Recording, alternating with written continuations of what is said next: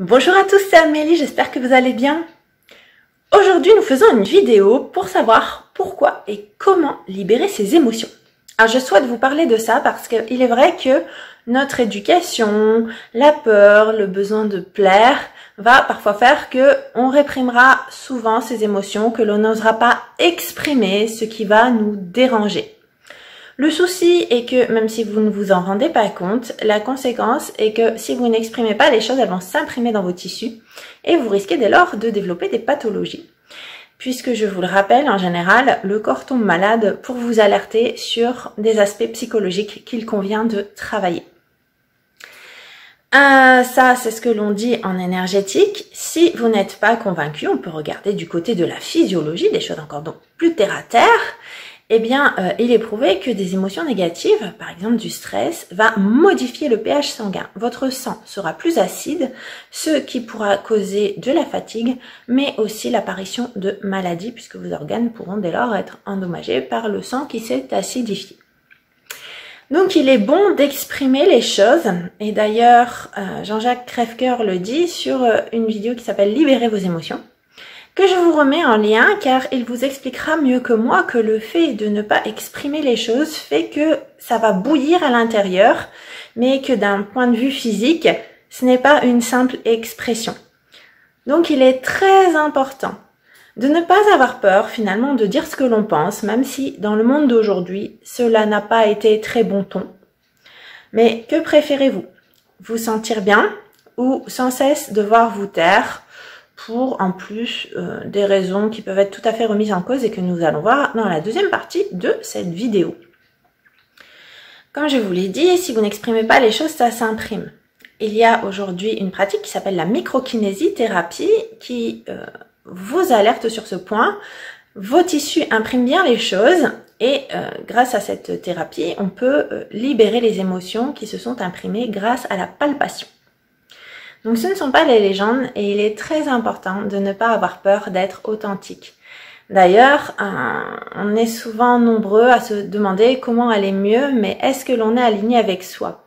Être aligné avec soi, ça commence par être bien avec soi-même. Et si on veut être bien avec soi-même, il convient d'être aligné, il convient d'être authentique. À partir du moment où vous devez vous taire, il est normal que vous ne vous sentiez pas bien puisque les choses s'accumulent au fond de vous-même. Vous n'êtes pas en adéquation avec ce que vous êtes, avec ce que vous avez envie d'exprimer. Alors néanmoins, je conçois tout à fait qu'il soit compliqué d'exprimer les choses. Il y a en effet des personnes qui ont du mal à libérer leurs émotions. Donc c'est pour ça qu'on va aborder la deuxième partie de cette vidéo, se demander comment libérer les émotions. Alors, je vous dis que des personnes ont du mal à les libérer car, en effet, il y a des personnes qui auront peut-être du mal à pleurer, qui auront peut-être du mal à dire quand même les choses pour pouvoir les extérioriser. Cela arrive quand on a peut-être un trop-plein. Alors, je vais essayer de vous donner quelques astuces pour essayer de libérer tout ça. Alors, on va commencer par la chose la plus simple et j'en ai fait moi-même l'expérience. En général, quand on a accumulé pas mal de choses, il y a aussi pas mal de colère. C'est généralement au niveau du plexus que vous allez sentir une espèce de lourdeur intérieure, comme si vous aviez un poids. Et vous pouvez par exemple utiliser une pierre comme la labradorite qui va venir absorber cette négativité. Donc il y a une année où j'en ai pris plein la poire et que l'on ne m'aurait pas donné l'examen si j'avais répliqué. Mais de toute façon, le fait de ne pas avoir répliqué a causé exactement les mêmes conséquences. Donc c'est pour ça qu'on va y revenir. Ne réprimez jamais vos émotions, c'est la pire des choses à faire. Donc bref, pour revenir à nos moutons, cette année-là, j'avais une très grosse lourdeur au niveau du plexus solaire. Le fait d'avoir pris la labradorite dans les mains m'a permis de ressentir une véritable libération intérieure, comme si cette énergie négative, ces poids qui s'étaient accumulés à l'intérieur, étaient aspirés par la pierre. Donc ce peut être une première solution. Alors sachez également qu'ensuite il y a tout un processus de rééquilibrage des chakras que vous pouvez faire.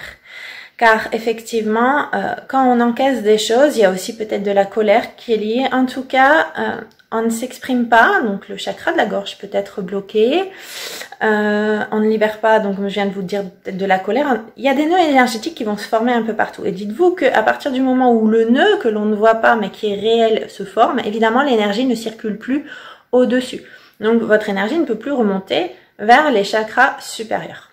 Donc il peut être important de rééquilibrer tout simplement vos chakras, ce qui est possible par exemple par l'utilisation de certaines musiques, des pratiques yogiques, l'utilisation de mantras spécifiques.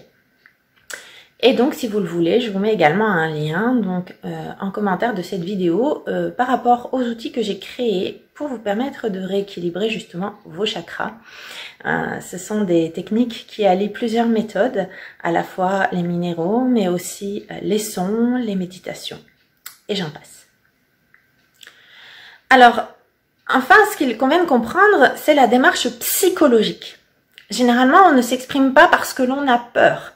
Et quelque part, c'est aussi donner du pouvoir à l'autre. C'est-à-dire qu'on se dit que si on ne dit pas non, si donc déjà on ne pose pas ses limites, ce qui est déjà aussi quelque part un manque de respect vis-à-vis de soi, de ne pas poser ses limites, et bien nécessairement l'autre va avoir du pouvoir sur vous, et qui est souvent généralement injustifié.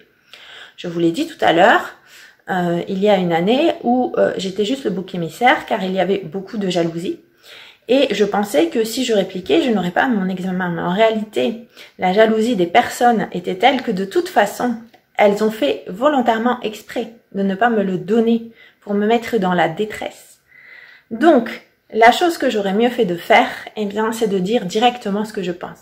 Car cela aurait au moins permis d'éviter de me faire du mal à moi et d'avoir cette lourdeur dont je vous ai parlé, ces émotions négatives que j'avais accumulées au fond de moi et qui, je vous le rappelle, n'ont pu que attirer d'autres événements négatifs, puisque, souvenez-vous, on attire ce que l'on vibre. À partir du moment où vous accumulez trop de négativité, votre taux vibratoire baisse et on attire les choses en conséquence. Il ne sert à rien de se laisser marcher dessus. Si vous voulez aller bien, la moindre des choses à avoir vis-à-vis de vous, c'est un peu de respect et d'amour. Et si vous vous laissez marcher dessus, si vous ne posez pas les limites, si vous ne respectez pas vos besoins, nécessairement vous ne pourrez pas aller bien. Je comprends parfaitement que vous vous dites que vous avez sans doute peur de représailles, peut-être dans le travail ou à d'autres niveaux, si vous ne vous retenez pas. Le souci, c'est que à force de le faire, vous allez accumuler pas mal de choses et vous allez finir par tomber malade de toute façon. Il est possible qu'à plus ou moins long terme, de toute façon, la relation de travail par exemple, ou la relation que vous avez avec quelqu'un, finisse de toute manière, puisque au bout d'un moment, physiquement, on ne peut plus accumuler. Donc, tout est voué à l'échec. Donc, peut-être que vous ne perdez rien à mettre fin tout de suite à ce qui ne va pas. Ou alors, vous pouvez peut-être vous retenir, mais temporairement, c'est-à-dire que dans votre tête, vous êtes quand même conscient. Ayez au moins ça, cette conscience de vous dire, ok, là, ça peut plus durer. Je n'ai pas le choix pour le moment, mais je pars dans l'idée de rechercher une autre solution. En tout cas, c'est important de comprendre qu'il faut agir, qu'il faut réagir. Mais souvent, ce qui se passe, c'est qu'en réalité, lorsque l'on exprime ce que l'on pense, et que l'on pose ses limites, eh bien ça se passe bien mieux que ce qu'on pourrait imaginer. Puisque, comme je viens de vous l'expliquer pendant toute cette vidéo, en réalité, vous allez poser les limites vis-à-vis des autres. Donc, on saura parfaitement qu'il ne faut pas vous marcher sur les pieds. Et à partir de là, au contraire, vous éviterez bien des problèmes et puis vous réussirez parfaitement à avancer. Le gros souci, en réalité, c'est cette peur. Cette peur que l'on a. Donc, par exemple, une personne qui peut être timide ou qui a peur d'exprimer ses sentiments va justement peut-être parfois développer des problèmes au niveau de la gorge. Dites-vous qu'en plus, au niveau de la gorge, il y a également la créativité. Donc, on va peut-être vraiment se bloquer et donc on va pas forcément être bien puisqu'on ne peut pas être aligné avec soi-même. On ne pourra pas s'exprimer à aucun niveau puisque la première des choses à exprimer, c'est déjà de libérer les choses. En effet, vous ne pouvez pas attirer du neuf et du neuf positif si vous ne libérez pas le vieux négatif. Donc, réellement, ce qu'il convient de comprendre, c'est que certes, vous avez eu une éducation et c'est très bien. Je pense qu'il vaut mieux en avoir une. Mais ensuite, il faut aussi faire la part des choses. Nous vivons aujourd'hui dans un monde où les gens n'ont pas forcément d'éducation, justement. Donc, il suffit simplement de repérer qui en a et qui n'en a pas.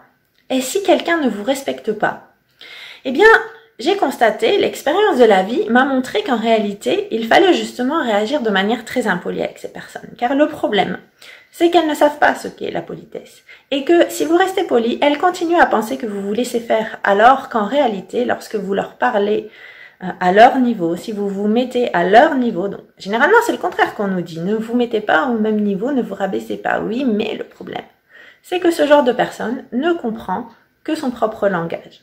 Donc moi, je n'ai plus aucun problème à réagir en miroir vis-à-vis des personnes. Et effectivement, de cette manière, vous êtes sûr d'être beaucoup moins embêté. Il est complètement inutile d'avoir peur. D'ailleurs, cela cause bien des problèmes. Ça peut même vous rendre malade. Donc, choisissez plutôt, si vous voulez vraiment aller mieux, de commencer tout simplement par vous respecter. C'est un respect vis-à-vis de vous-même que de ne pas vous laisser faire. Et même s'il y a d'autres paramètres qui entrent en jeu, dont je suis parfaitement consciente. Mais en général, croyez-moi, on a plus à gagner à s'exprimer et à poser ses limites. Généralement, il y a des chances pour que les relations s'équilibrent, alors qu'au contraire, si l'on se tait, on continue à s'essuyer les pieds sur vous et vous allez continuer à aller mal. Et ça se terminera de toute façon très très mal. Donc, n'ayez pas peur de libérer vos émotions. Comprenez que si vous vous respectez, que si vous avez un tant soit un peu d'amour pour vous, il est nécessaire de vaincre vos peurs. Finalement, ce choix entre l'amour et la peur, c'est un choix qu'on a à faire toute la vie. Si vous avez peur, par exemple, vous n'allez pas avancer dans la vie. Si vous avez envie de faire quelque chose qui vous ressemble, qui vous épanouirait, mais vous avez peur, vous êtes bloqué, vous n'osez pas prendre des risques, vous n'avancez pas. Au contraire, si vous choisissez d'être dans la joie, de suivre votre cœur, de vous dire, bah tiens, je vais essayer de suivre ma passion, eh bien là, vous avez des chances de plutôt réussir. Mais voilà, c'est un choix qu'on a à faire continuellement. Et c'est important de comprendre qu'en réalité, si on veut aller bien, il faut plutôt vibrer la joie plutôt que de vibrer la peur. Alors enfin, il y a un dernier outil dont je voudrais vous parler pour libérer vos émotions. Si vous êtes complètement bloqué, eh bien c'est une fois encore de méditer tout simplement. Et d'ailleurs, il y a beaucoup de gens qui n'aiment pas méditer parce que déjà, on n'a pas l'habitude de se poser et puis de prendre du temps. On a l'impression de rien faire, mais ça aussi, c'est quelque chose qui se travaille, se dire qu'en fait, c'est très utile et on fait quelque chose. Au contraire, on avance beaucoup quand on fait de la méditation.